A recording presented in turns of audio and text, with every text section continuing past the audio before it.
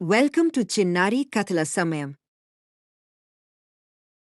అమ్మమ్మ, ఒక మంచి కథ చెప్పవా? తాను బంగారు తల్లి.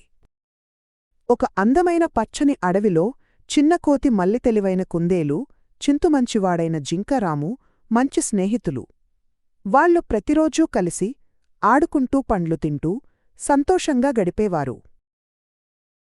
ఒకరోజు అడవిలో భారీ వర్షం పడింది. చెట్లు కూలిపోయి చిన్న జంతువులు ఇబ్బంది పడుతున్నాయి. అప్పుడు మల్లి మనమంతా కలిసి సహాయం చేద్దామంది. చింతు తన తెలివితో చిన్న గుహను కనుగొన్నాడు.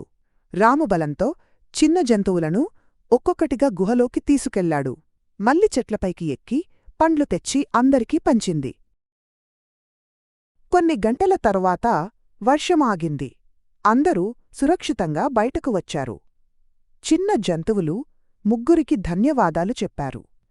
ఆ రోజునుంచి అందరూ కలిసి ఉండటం, ఒకరికి ఒకరు సహాయం చేయడం ఎంత ముఖ్యమో అర్థం చేసుకున్నారు. నీతి: ఐక్యతలో బలం ఉంది.